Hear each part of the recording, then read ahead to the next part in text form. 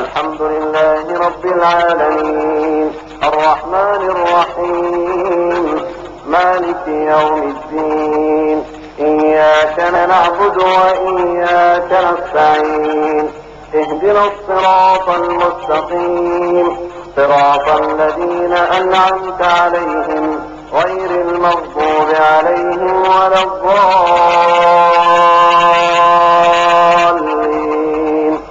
آمين. அங்கீகாரத்தை பின்பற்றணும். வணக்க வழிபாடுல ரசூல் ஸல்லல்லாஹு அலைஹி வஸல்லம் இப்படி கையை உயர்த்தினாங்க, இந்த செயல் வருது, நம்மளும் வசித்திர வேண்டியதான். அல்ல வசத்தை சொன்னாங்க ஒரு ஆர்டர் வருது, வசித்திர வேண்டியதான். இன்னொருத்தர் வசனத்தை பார்த்து அங்கீகரிச்சாங்க வருது, அப்படி ஏற்றுக்கிற வேண்டியதான். இபாதத்துகள் விஷயமா இருக்குமையானால் என்ன பண்ணணும்? ரசூல் ஸல்லல்லாஹு அலைஹி வஸல்லம் சொன்னாலும் நீங்கள் கடைபிடிக்கணும், ரசூல் ஸல்லல்லாஹு அலைஹி வஸல்லம் செஞ்சாலும் கடைபிடிக்கணும், அடுத்த ஆட்க செய்யும் போது அங்கீகரிச்சாலும் கடைபிடிக்கணும். அது இபாதத்து, வணக்க வழிபாடுகளுக்கு உரிய விஷயம். வணக்க வழிபாடுகள் இல்லாத உலகமேற்றுகளாக இருக்குமையானால் ரசூல் ஸல்லல்லாஹு அலைஹி வஸல்லம் செய்தால் நீங்கள் செய்ய தேவையில்லை. ரசூல் ஸல்லல்லாஹு அலைஹி வஸல்லம் சொன்னால் தான் நீங்கள் செய்ய வேண்டும். நல்லா புரிஞ்சுக்கணும். வணக்க வழிபாடுகளை பொறுத்த வரைக்கும் ரசூல் ஸல்லல்லாஹு அலைஹி வஸல்லம் சொல்லணும்னு காத்திருக்க கூடாது. அவங்க செஞ்சாலும் பின்பற்றணும், அவங்க இன்னொருத்தர் செய்யறதை பார்த்து அங்கீகரித்தாலும் பின்பற்றணும், அவர்களே செஞ்சு காட்டினாலும் பின்பற்றணும். எப்படி தொழுதாங்களோ அதை பின்பற்றணும், எப்படி தொலை சொன்னாங்களோ அதை பின்பற்றணும். இன்னொரு ஆள் தொழுவரை பார்த்து அங்கீகரித்தார்களே ஆனால் அதையும் கூட பின்பற்றணும். இப்படி ஒரு முறை துன்யா விஷயமா இருக்குமே ஆனால் ரசூலுல்லாஹ் செஞ்சதையெல்லாம் பின்பற்றக்கூடாது. இப்ப உதாரணத்துக்கு எடுத்துக்கிறோமே, ரசூல் ஸல்லல்லாஹு அலைஹி வஸல்லம் ஒட்டகத்துல தான் பிரயாணம் பண்ணாங்க. ஒட்டகத்துல பிரயாணம் பண்ற சுன்னத்தா? இப்ப அதை சொல்லக்கூடிய எல்லாம் முன்னோடு சொல்லக்கூடியவர்கள் நபி ஸல்லல்லாஹு அலைஹி வஸல்லம் முன்மாதிரியை தான் அனுப்புனா. அல்லாஹ்வுடைய தூதர் இடத்துல அழகான முன்மாதிரி இருக்குன்னு சொன்னா துன்யாவுடைய விஷயங்களிலும் முன்மாதிரி ஆயிரும். துன்யாவுடைய விஷயங்கள்ல முன்மாதிரி சொன்னா நம்ம ஒட்டகத்துல தான் பிரயாணம் பண்ணணும், ஒட்டகக்கறி தான் திங்கணும், அதில் சாப்பிடணும், கோதுமை ரொட்டி தான் சாப்பிடணும், மரவள்ளி கிழங்கு சோறும் சாப்பிடக்கூடாது, ஏன்னா ரசூல் ஸல்லல்லாஹு அலைஹி வஸல்லம் சாப்பிட்டது இல்ல. அதே மாதிரி ரசூல் ஸல்லல்லாஹு அலைஹி வஸல்லம் காலத்துல நோய் அவங்களுக்கு பதில் ஓடு பொருள காயம் ஏற்பட்டுச்சு, ரத்தம் ஓடுது, அதுக்கு என்ன மருத்துவம் செஞ்சாங்க? ஈச்ச மரத்து பாயை எடுத்து அதை எரிச்சு சாம்பல் ஆக்கி அந்த ரத்தத்து மேல பூசிக்கிட்டாங்க, ரத்தம் நின்று போச்சு. இப்ப நம்ம ஆக்சிடென்ட் ஆன சாம்பல் பூசுவோமா? அப்படித்தான் செய்யணுங்கிறீங்களா? ரசூல் ஸல்லல்லாஹு அலைஹி வஸல்லம் பின்பற்றணும்ல. ரசூல் ஸல்லல்லாஹு அலைஹி வஸல்லம் பின்பற்றதா இருந்தா ரசூல் ஸல்லல்லாஹு அலைஹி வஸல்லம் காய ஆக்சிடென்ட் ஏற்பட்டிருக்குது, ரத்தம் ஓடி இருக்குது, அவங்க காலத்துல என்ன மருத்துவ முறை இருக்குதோ அதை செஞ்சாங்க அவங்க. இன்னைக்கு நம்ம அதே செய்வோம். அதுக்கு ரெண்டு ஒண்ணு சொல்லக்கூடியவர்கள் செய்வாங்களா? ரசூல் ஸல்லல்லாஹு அலைஹி வஸல்லம் எல்லாம் ஒண்ணுதான் செய்ய மாட்டாங்க. அதை எப்படி கவனிக்கணும்னு கேட்டால், எந்த விஷயங்கள் வஹீயின் மூலமாக மட்டும் தெரிய முடியுமோ அந்த விஷயங்களில் ரசூலை அப்படியே பின்பற்ற வேண்டும். எந்த விஷயத்தில் வஹி இல்லாமல் மனிதர் என்ற முறையிலே ஊர் வழக்கப்படி உலகத்து வழக்கப்படி செய்தார்களோ அதுகளை நம்ம பின்பற்ற தேவையில்லை. துன்யாவை அப்படி ரெண்டாக பிரிக்க வேண்டும். உதாரணத்திற்கு ஒட்டகத்துல போனாங்க, ரசூலுல்லாஹ் தான் முதல் ஒட்டகத்துல போனாங்களா? அதுக்கு வந்து அந்த மக்கள் போகலையா? போய்கிட்டு இருந்தாங்க. அபூஜஹல் எதுல போனா? அவன ஒட்டகத்துல போனான். ஒட்டகத்துல போடுவது வந்து வஹீனால வந்ததல்ல, அந்த ஊர்ல அதான் வழக்கம், அந்த ஊர்ல அதான் கிடைச்சிச்சு, அந்த வாகனத்தை தான் அவங்க யூஸ் பண்ணாங்க. ரொட்டி இருந்தாங்க ரசூலுல்லாஹ், கோதுமை ரொட்டி இருந்தாங்க ரசூலுல்லாஹ் மட்டும் இருந்தாங்க. அபூஜஹல் அதான் இருந்தான். கோதுமை ரொட்டி சாப்பிட்டது ரசூலுல்லாஹ் தான் சாப்பிட்டாங்க. ரசூலுல்லாஹ் எதிர்த்தவர்களாக தான் வஹீல சாப்பிட்டாங்க இல்ல. அப்ப உலக விஷயங்களை எப்படி பிரிக்கணும்னு கேட்டா அதுல வஹி இருக்குதான்னு பார்க்கணும். இறை செய்தியின் அடிப்படையில் தான் இது அமைந்திருக்குன்னு வைத்தால் அதை நீங்கள் ஃபாலோ பண்ணணும். இறை செய்தி அடிப்படையில் சொல்லப்படல என்று இருந்தால் அதை நீங்கள் ஃபாலோ பண்ண தேவையில்லை. இப்படியாக துன்யாவை பிரிக்கணும். இப்ப உதாரணமா எடுத்துக்கிறோம்ல, இது ஹலால் இது ஹராம் அப்படின்னு சொல்லப்படும். இது எந்த அடிப்படையில் சொல்லப்படும்? வஹி அடிப்படையில் சொல்லப்படும். ஏன்னா அவங்க அபூஜஹல் ஹலால் ஹராம்னு சொல்லல, பன்றி திங்க கூடாது, ரத்தம் திங்க கூடாது, செத்தமான ஆடு திங்க கூடாதுன்னு அபூஜஹல் சொல்லிட்டு இருந்தானா? இவங்க வர்றவருக்கு முன்னாடி ஊர் வழக்கமா? இல்ல.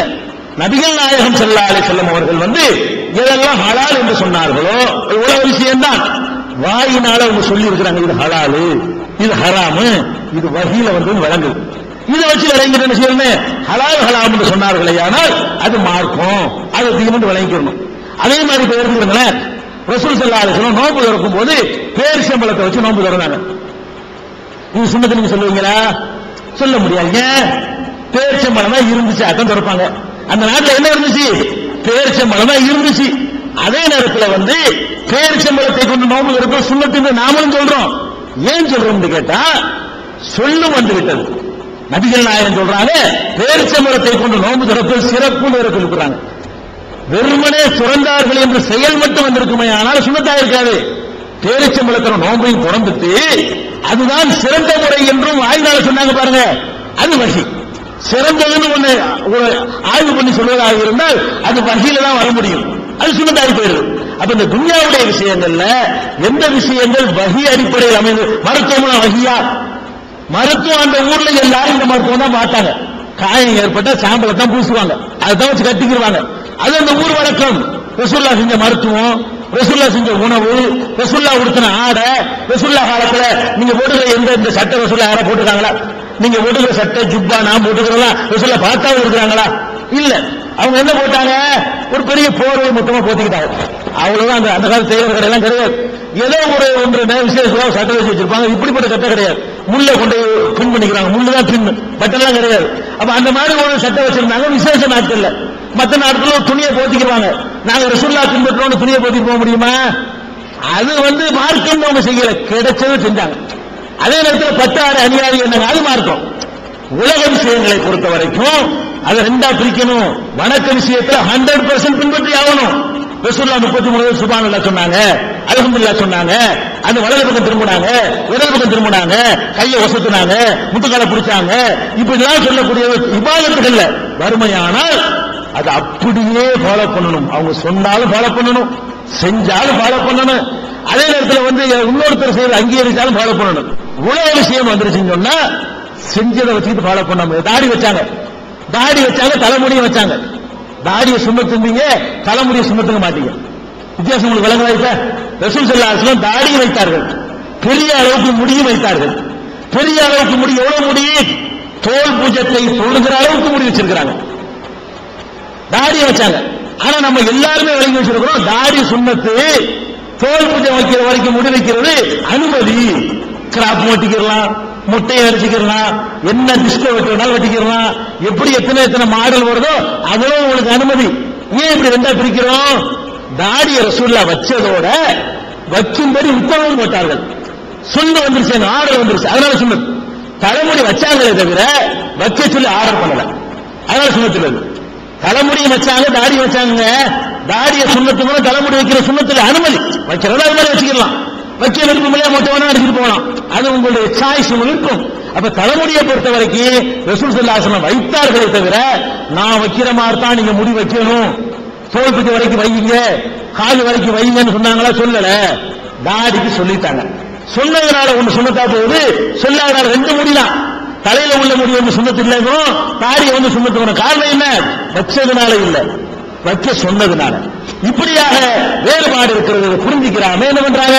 போட்டு குழப்பி அதுக்கு ஒரு குரூப் நாங்க பண்ணுவோம் அப்படின்ற மாதிரி ஒரு குரூப் வரக்கூடிய காட்சியை பார்க்கிறோம். இன்னும் நமக்குள்ள ஒரு பிரிவா சொல்லிட்டு இருக்கிறார். இன்னும் சில பேர் இருக்கிறாங்க, நம்ம வாழுகிற நாடு, அங்க சந்திக்கிற பிரச்சனை, அதுக்கு ஏற்றவாறெல்லாம் வியாக்கியானம் கொடுத்தா மக்களை பிடிக்கலாம் அப்படிங்கிறதுக்காக வேண்டிய ஒரு புது சித்தாந்தத்தை கொண்டு வந்து நாம வந்து காபீர் நாட்டில் வாழக்கூடாது. புது சித்தாந்தம். நம்ம என்ன வாழக்கூடாதா? இஸ்லாமிய நாட்டில் தான் வாழணும். காபீர்கள் முஸ்லிம் அல்லாதவர்கள் இருந்தாங்கன்னு வைங்க, அந்த நாட்டில் வாழக்கூடாது, அந்த நாட்டுக்கு சட்டத்தை கட்டுப்படக்கூடாது. யாரெல்லாம் அப்படி கட்டுப்படுறாங்களோ அவங்க அவர்களை தெய்வமாக ஆக்கிவிட்டார்கள், கடவுளாக ஆக்கிவிட்டார்கள் அப்படிங்கிற மாதிரி ஒரு சித்தாந்தத்தை கொண்டாந்து வச்சு இது கேட்கிறவங்க நல்லதான் அழகானதா இருக்க. இன்னும் அழகானதா இருக்கு. ஒரு விஷயத்தை நீங்க சொல்றாங்க, நீ முதல்ல கடைப்பிடிக்க முடியுமா? முதல்ல இதுதான் அவர்களுடைய வாதம் வைத்துக் கொண்டீர்களே. ஆனால் இந்த வாதம் எப்படி தப்புன்னு இரண்டாவது சொல்றேன். இந்த வாதம் செய்யக்கூடியவர்கள் அதில் உண்மையாளர்களாக இருந்தால் 100% தங்கள் வாழ்க்கையில் அதை கடைபிடிக்க வேண்டும். இந்த வாதம் வைக்கக்கூடியவர்கள் மனுஷ சட்டத்தை கட்டுப்படாது, இது வாதம். மனுஷ சட்டத்தை கட்டுப்படாது சொல்லக்கூடியவர்கள் ஓங்கி ஒரு அரை அரங்கி ரோட்ல விட்டுவிட்டு அவர் போலீஸுக்கு போவாரா? வேற எங்க போவார்? போலீஸுக்கு போக மாட்டாரா? போவார்லங்க. அவர் உங்க பக்கத்து வீட்டுல அப்படி ஒருத்தர் இருக்காரு, அவர் வீட்டு உரிச்சான எடுத்து நீங்க அபேஸ் பண்ணிக்கிட்டீங்க. இப்ப என்ன பண்ணுவார் அவரு? நான் மனுஷ சட்டத்துக்கு போக மாட்டேன், நான் அல்லா சட்டம் வரைக்கும் பார்ப்பேன், எடுத்துக்கிறா பாத்துக்கிறோம், அல்லாவுடைய சட்டம் வரட்டும் தான் சொல்லுவாரா? போலீஸுக்கு போவாரா? போலீஸுக்கு போவாரா? சிவில் கோர்ட்டுக்கு போவாருங்க. போவார்ல. இந்த இடத்துல ஒரு மீட்டிங் போட போறாரு அவரு, இந்த கொள்கையை சொல்லக்கூடியவர். போலீஸ்ல பர்மிஷன் எத்தனை போடுவாரு? ஏன் அவரே பள்ளிவாசல் கட்டுறாரு, பள்ளிவாசல் கட்டணும், நான் வந்து காப்பீடு கட்டுப்பட மாட்டேன், நாங்கள் வந்து மனித சட்டத்துக்கு கட்டுப்பட மாட்டோம், எங்க காசுல நாங்கள் பள்ளிவாசல் கட்டுறோம், நாங்க திருமணம் நகராட்சியில் அனுமதி வாங்க மாட்டோம், நகராட்சி மாநகராட்சியா, மாநகராட்சியில் அனுமதி வாங்க மாட்டோம், அரசாங்கத்தில் வரவும் வாங்க மாட்டோம், அந்த வீட்டு வசதிக்கூடிய அந்த அமைப்பு இருக்கு அதுலயும் நாங்க அனுமதி வாங்க மாட்டோம், நாங்க பாட்டு கட்டுவோம், பிளான் போட மாட்டோம், அப்ரூவல் வாங்க மாட்டோம். அப்படியா? வாங்கிட்டீங்கன்னா நீங்களே முரண்படுறீங்களே.